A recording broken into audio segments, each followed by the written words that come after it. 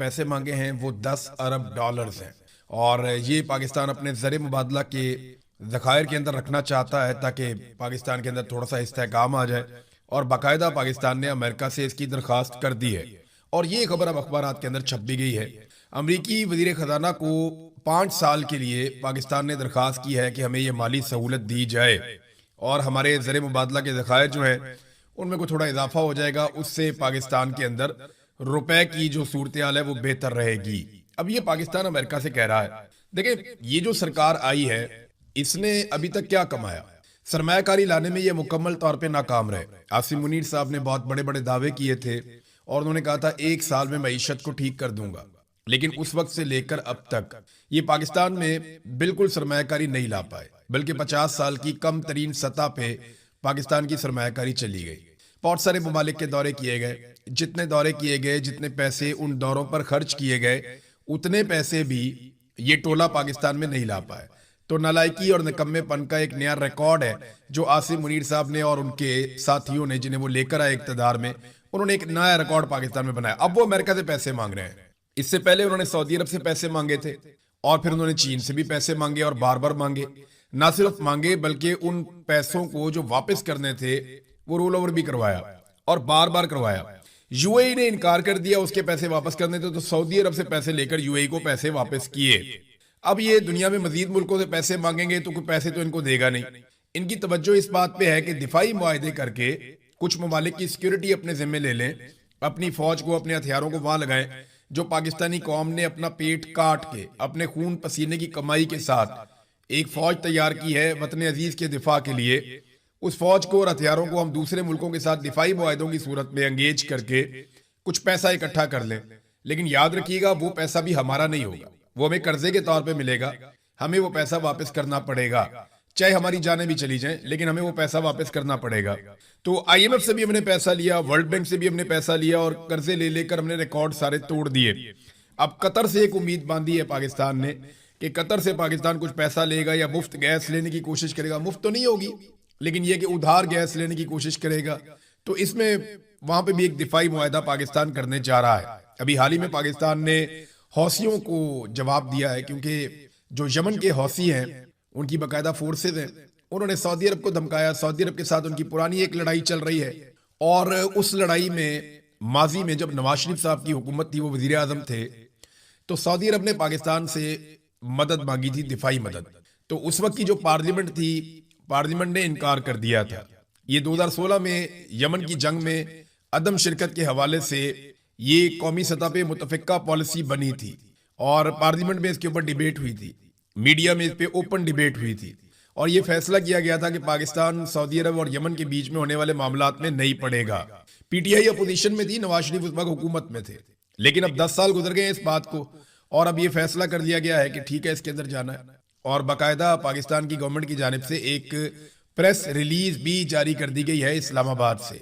जुलाई 22, 2026 की इसके ऊपर डेट है और 181/2026 इसके ऊपर नंबर है और इसमें जनाब पाकिस्तान जो है वो अभी पोजीशन लेता हुआ दिखाई दे रहा है। तो वो जो पाकिस्तान का एक मौकिफ था, कौमी मौकिफ, वो तब्दील हो गया, लेकिन इसको कहीं पार्लियामेंट में या कैबिनेट में कहीं पे इसको डिस्कस नहीं किया गया। अवाम के अंदर भी इसकी डिस्कशन नहीं हुई। ये एक फर्द वाहिद का फैसला है, तो उसके मुताबिक अब हम जाएंगे, इसके अंदर भी शायद उतर जाएंगे। तो जब भी आप कभी पैसे लेते हैं ना, आपको कीमत अदा करनी पड़ती है। मौजूदा जो पाकिस्तान में मिलिट्री रिजीम है, इनके लिए इतना ही काफी था कि अमेरिका इनके मजालिम के ऊपर आंखें बंद रखता। इतना ही बहुत था कि एक खामोश हमायत जो डोनाल्ड ट्रंप की सरकार की जानिब से मिल रही है, इससे पहले जो बाइडन की सरकार की जानिब से मिल रही थी, वो खामोश हमायत अगर इन्हें मिली रहती तो वो काफी था। इतना बहुत होता है। लेकिन अब ये पैसे मांगने पे आ गए हैं, देखते हैं कि अमेरिका ये पैसा देता है या नहीं देता। लेकिन याद रखिएगा, अमेरिका कभी भी मुफ्त में $1 भी नहीं देता। माजी में जब अमेरिका से पाकिस्तान ने बहुत पैसा वसूल किया तो उस वक्त हमारे जर्नैल अरबपति हो गए थे, उनके बच्चे आज भी अरबपति हैं और पाकिस्तानियों को उस पैसे में से कोई हिस्सा नहीं मिला, सवाए इसके कि पाकिस्तान में मनशियात का कल्चर आया, पाकिस्तान में दहशतगर्दी का एक कल्चर आया, पाकिस्तान में क्लाशनकोफ का एक कल्चर आया और पाकिस्तान के अंदर बारूद आ गए, मनशियात आ गई, बहुत सारी बुराइयां पाकिस्तान में आई और पाकिस्तान में जो जर्नैलों के बच्चे थे वो बहुत अमीर हो गए, वो अरबोपति हो गए। यानी उनकी सारी जिंदगी की तनख्वाह एक तरफ और उससे हजारों गुना पैसा उनके पास आ गया। ये पैसा कहां से आया? ये अमेरिकन ने जो डॉलर दिए थे अफगान वॉर के बीच में, फिर हमने पकड़ पकड़ के अपने पाकिस्तानी यहां से अमेरिका के हवाले भी किए कि इसको भी ले जाओ, इसको। वो यूसुफ रमजी, वो एमल कानसी, ये आफिया सदीकी और बहुत सारे लोग हैं, कई ऐसे नाम है जिन्हें हम जानते ही नहीं है। वो लोग भी डॉलरों के बदले में अमेरिका के हवाले किए गए। तो अमेरिका से जब आप पैसे लेंगे ना, तो अमेरिका आपको मुफ्त में नहीं देगा, वो आपसे मांगेगा कुछ। आपको अमेरिका की जंग लड़नी पड़ेगी एक मरतबा फिर कौम को इस बात के लिए तैयार रहना चाहिए कि लाशें बिछेंगी, क्योंकि अमेरिका कभी भी हमें पैसे देगा तो उसकी कीमत आपको अदा करनी पड़ेगी। डोनाल्ड ट्रंप के साथ जो एक लंच है वो मुफ्त में नहीं था। उसके बाद से अब तक पाकिस्तान लगातार अफगानिस्तान के साथ लड़ रहा है। रोजाना की बुनियाद पे बलूचिस्तान में, खैबर पख्तूनख्वा में लाशें गिर रही हैं, हम उसकी कीमत चुका रहे हैं। मिसाल के तौर पे अभी बलूचिस्तान में खून की होली खेली गई, 7 लाशें मजीद मिली हैं, तशद्दुदज़दा लाशें हैं, उनको गोलियां भी मारी गई हैं, और ये बलूचिस्तान के मुख्तलिफ इलाकों से मिली हैं। रोजाना की बुनियाद पे बलूचिस्तान से लाशें मिलती हैं। रोजाना की बुनियाद पे बलूचिस्तान में सिक्योरिटी फोर्सेस के ऊपर हमले किए जाते हैं। रोजाना की बुनियाद पे वहां पे जबरी तौर पे इंसानों को गुमशुदा किया जाता है। इंसानी हकूक की पामालियां सरकार भी कर रही है और दहशतगर्द भी कर रहे हैं। तो हम एक आग में झुलस रहे हैं। यही कुछ हमारा खैबर पख्तूनख्वा में भी हो रहा है। वहां पुलिस लड़ लड़ के थक गई है, लेकिन दहशतगर्दों को जिन्होंने लाकर बसाया उनसे पूछने वाला कोई नहीं है कि जनाब आप बॉर्डर पे बैठे हैं तो दहशतगर्द पाकिस्तान में कैसे आ गए। इसका जवाब कोई देने को तैयार नहीं है। जनरल बाजवा को बुलाकर पूछा जाए ना कि आप इन बंदों को पाकिस्तान में क्यों लेकर आए, जब सारे आपको समझा रहे थे कि ये काम ना करें, तो ये काम आपने क्यों किया। अब तो एमल वली खान भी बोलना शुरू हो गए, यानी एक एक करके सब बोल रहे हैं। फजलुर रहमान साहब ने आवाज उठाई मिलिट्री एस्टेब्लिशमेंट के खिलाफ, फिर जमात इस्लामी ने बताया, उन्होंने गवाही दी कि इमरान खान की जो मुंतखब हुकूमत की उसका तख्ता उल्टा जर्नैलों ने, और जर्नैलों ने जब तख्ता उल्टा तो उस वक्त जर्नैलों के साथ फजलुर रहमान भी मिल गए और बाकी सारे भी मिल गए, और अब जिस जिसको हिस्सा नहीं मिला वो सारे रोला डाल रहे हैं। एमल वली खान ने डिटेल स्टेटमेंट दी है, लेकिन देखें एएनपी भी बात तो वो ठीक कर रहे हैं। उन्होंने कहा जी आज तनख्वाह की बात बुरी लग रही है, कल तक ये निजाम हमारे खिलाफ ये प्रोपेगेंडा कर रहा था कि हमने डॉलर देकर अपने बच्चे और लोग मरवाए हैं। दिफाई इदारे की जिम्मेदारी है कि वो हर कीमत पर हमारा दिफा करे, हम उनकी कदर करेंगे। शहीद सब मोतबर है और ये फैसला अल्लाह ताला ने करना है। दिफाई इदारा अपनी जिम्मेदारियां अदा करने में मुकम्मल तौर पर नाकाम हो चुका है। ये फौज और एजेंसियों को एमल वली खान का पैगाम है, जिन्हें बलूचिस्तान से सेनेटर बनवाया गया था एजेंसियों की तरफ से। तो अब उन्होंने ये कहा कि दिफाई इदारा अपनी जिम्मेदारियां अदा करने में मुकम्मल तौर पर नाकाम हो चुका है। दहशतगर्दी का मसला पॉलिसी तब्दील करने के बगैर हल नहीं हो सकता, और यही असल बात है। आपको लोगों से बात करनी पड़ेगी। बारक बलोच को जेल में डाल के आप दहशतगर्दी खत्म नहीं कर सकते, क्योंकि वो दहशतगर्द नहीं है, वो नौजवानों को इकट्ठा कर रही थी एक मकसद के लिए। लेकिन आज हमारे बहुत सारे लोग हैं, मुझे फिर याद आ गया इंडिया में जो एहतजाज चल रहा है उसके ऊपर जमीन आसमान के कलाबे मिला रहे हैं। इंडियन पुलिस वहां पे स्टूडेंट्स को या नौजवानों को डंडा मारे ना, तो पाकिस्तान में जो टाउट्स है वो तिलमिला उठते हैं, लेकिन यहाँ पाकिस्तान में पुलिस और सिक्योरिटी फोर्सेज और रेंजर्स गोलियां भी मारे ना नौजवानों को और उनकी लाशें पड़ी हुई हो, तो ये लाशों के ऊपर से गुजरते हुए कहते हैं कि ये ड्रामा कर रहा है। ये फर्क है। हमारे टाउट्स जो है वो इस तरीके से सोचते हैं, ऐसे देखते हैं, यानी ये इंडियन नौजवानों से मोहब्बत करते हैं और पाकिस्तानी नौजवानों से नफरत करते हैं। तहरीके लब्बैक के लोगों को कैसे मारा गया, पाकिस्तान तहरीके इंसाफ के जो लोग आए इस्लामाबाद में उनको कैसे कत्लेआम किया गया, कश्मीरियों को अभी 50 के करीब लाशें कैसे तोहफे में दी गई। इससे पहले जब खामनाई की शहादत हुई उस दिन जो निकले अहले तशी, उनके ऊपर जब गोलियां चलाई गई तो वहां पे दर्जनों लोग कैसे शहीद किए गए। ये सारे वाकयात पाकिस्तान में इन्होंने रिपोर्ट ही नहीं होने दिए। पाकिस्तान में लोगों के सर फटते हैं तो खुशी से बताते हैं। वो एक सहाफी है, उसने बरनौल की तस्वीर लगाई कि आज इनको फेंटा लगा, इनको बरनौल दी जाए।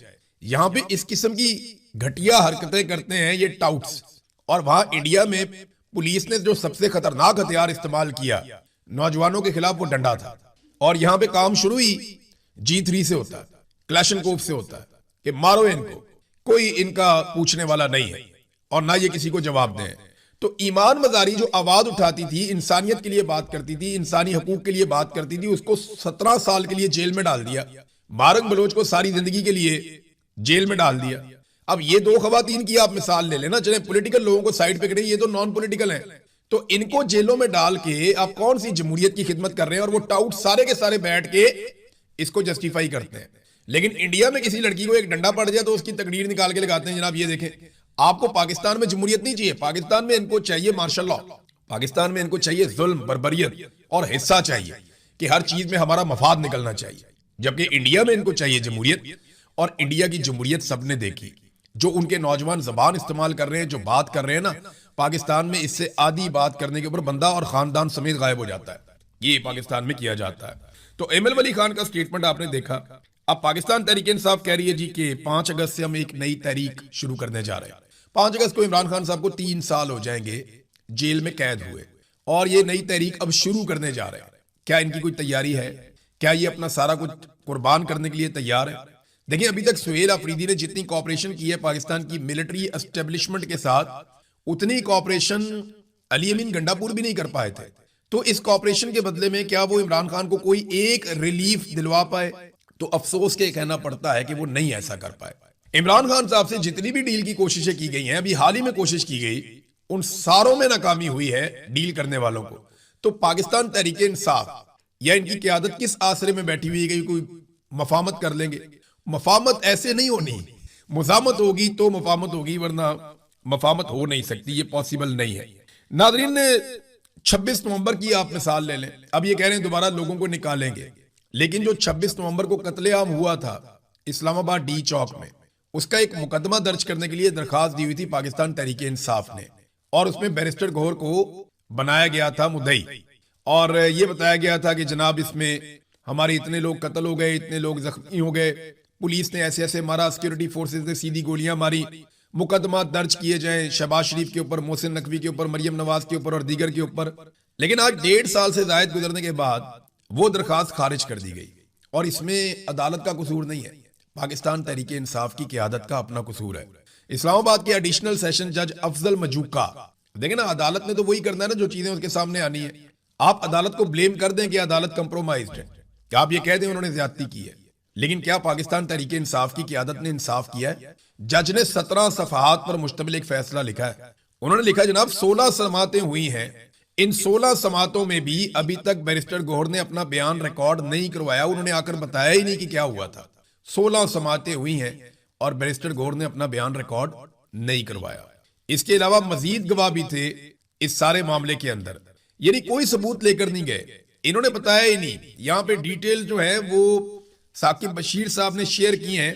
वो कहते हैं कि जो दरखास्त दी गई उसको देखकर लगता है कि 12 लोग हलाक हुए, 38 लोग जख्मी हुए, और जो पोस्टमार्टम रिपोर्ट्स और दीगर शवाहिद हैं वो पेश ही नहीं किए गए।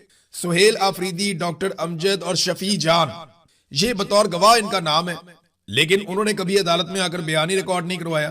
पीटीआई पार्लियामेंटेरियंस, वर्कर्स और सहाफियों का भी बतौर गवाह नाम लिखा गया, लेकिन उन्होंने भी कभी बयान रिकॉर्ड नहीं करवाया। उमर अयूब, अली अमीन गंडापुर और बुशरा बीबी के हवाले से लिखा गया कि उनका कंटेनर जला दिया गया, फायरिंग की गई, लेकिन उनका नाम बतौर गवाह दरखास्त के अंदर शामिल ही नहीं किया गया। पोस्टमार्टम अगर अस्पताल नहीं दे रहा था तो अपने तौर पर भी मुतासरा फैमिली किसी अस्पताल से पोस्टमार्टम करवा सकती थी या पीटीआई करवा सकती थी, लेकिन वो भी नहीं करवाया गया।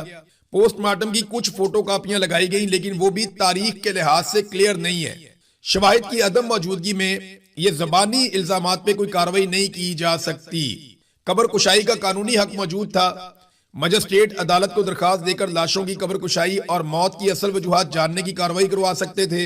इस हवाले से 19 माह के दौरान ऐसा कोई सबूत रिकॉर्ड पर नहीं लाया गया।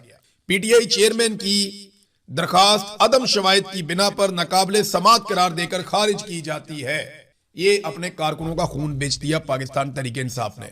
इमरान खान ने एक जिल्ले शाह को इनके गले में फंसा दिया था। हम आज भी शहीद अरशद शरीफ के लिए आवाज उठाते हैं। ऐसे सहाफी भी आवाज उठाते हैं जिन्हें शहीद अरशद शरीफ के नुक्ता नजर से इख्तलाफ हो सकता है, जिन्हें इत्तफाक है वो भी आवाज उठाते हैं। लेकिन क्या ये सारे लावारिस थे पाकिस्तान तहरीक इंसाफ के कारकुन, जिन्हें गोलियां लगी, जिन्हें कत्ल कर दिया गया, जिनकी लाशें गई उनके घरों में? क्या बतौर एक जमात पाकिस्तान तहरीक इंसाफ की जिम्मेदारी नहीं थी कि वो पोस्टमार्टम करवाते? अगर इस्लामाबाद नहीं कर रहा था तो अपने सरकारी अस्पतालों से खैबर पख्तूनख्वा में करवा लेते। लेकिन इस सारे मामले को दबाया गया और बैरिस्टर गौहर ने 1.5 साल तक अपना बयान ही कलमबंद नहीं करवाया। सुहेल अफरीदी गवाह थे इसमें, शफी जान इसमें गवाह थे, डॉक्टर अमजद इसमें गवाह थे, वो भी बयान देने के लिए नहीं आए। तो अब ये तो देखे ना, ज्यादती है, अपनी ही सियासी जमात के साथ और उसके कारकुनों के साथ ज्यादती है जो पाकिस्तान तहरीक इंसाफ की क़यादत ने की है। नादरीन, नवाज शरीफ साहब जो हैं वो जब गए जलसा करने के लिए आजाद कश्मीर में, तो अब कुछ विजुअल्स आ रहे हैं, कुछ चीजें आ रही हैं और हम हैरान हो रहे हैं। नंबर एक तो यह है कि कुछ बसों की तस्वीरें और वीडियोस मुस्लिम लीग नून के व्हाट्सएप ग्रुप्स के अंदर से निकल कर आई, जिनमें नौजवान ये लिख रहे हैं और मैसेजेस कर रहे हैं कि हम पहुंच रहे हैं आजाद कश्मीर, और ये पंजाब से जा रहे हैं। यानी पंजाब से सैकड़ों लोगों को बसों में भर के आजाद कश्मीर पहुंचाया गया ताकि नवाज शरीफ साहब वहां पे जलसा कर सकें और लोग कम दिखाई ना दें। मैं भी सोच रहा था, एक तो पहले ही बहुत थोड़े से लोग हैं, वो पंडाल को भर ही नहीं पाए, आधे से ज्यादा पंडाल खाली था, लेकिन जो लोग वहां मौजूद थे वो भी बाहर से लाए गए थे।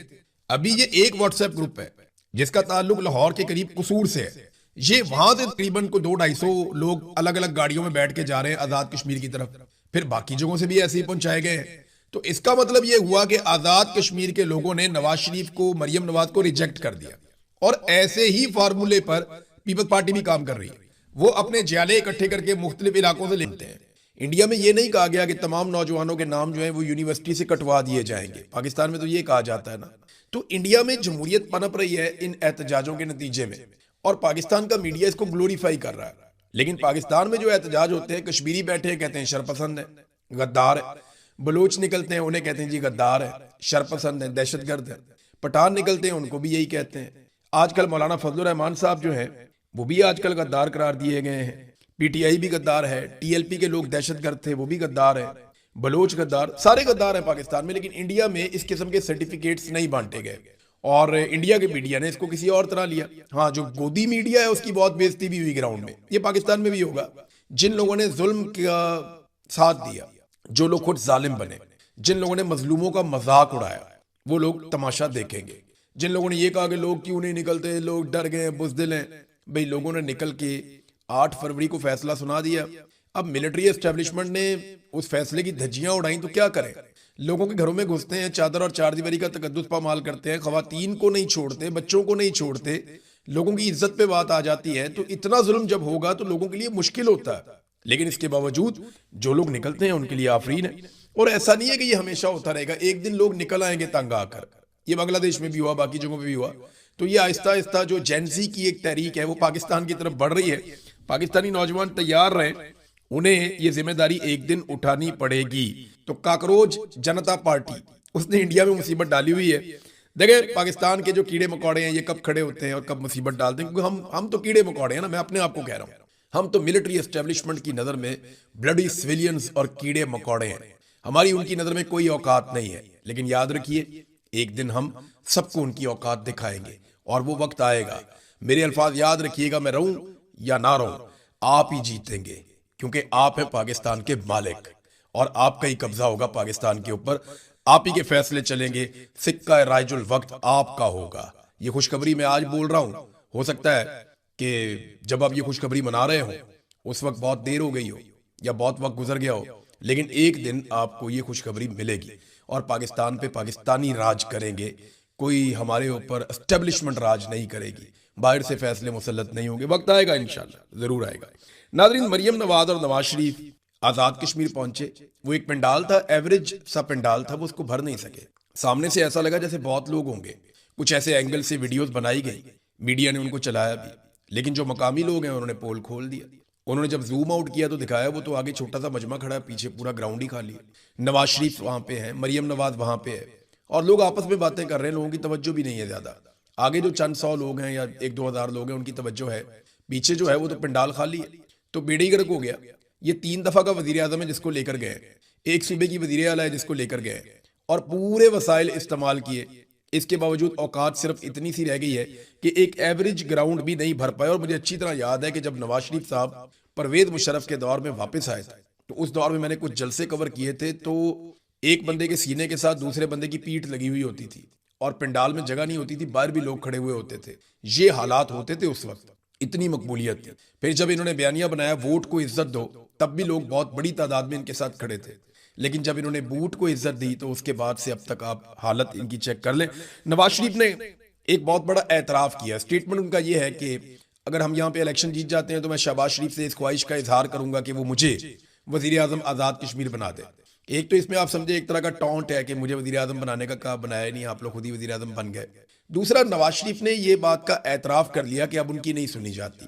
उन्होंने एतराफ कर दिया कि क्योंकि शहबाज शरीफ के बराह रास्त ताल्लुकात हैं फील्ड मार्शल के साथ और मिलिट्री एस्टेब्लिशमेंट के साथ, वो एक पेज पे हैं और उनके साथ मिलकर काम कर रहे हैं। लिहाजा फैसले मिलिट्री एस्टेब्लिशमेंट ने करने हैं या शहबाज शरीफ ने करने हैं, मेरा जोर नहीं चलता। नवाज शरीफ ने दूसरी तरह अपनी बेबसी का इजहार किया है कि अगर मैं आज़ाद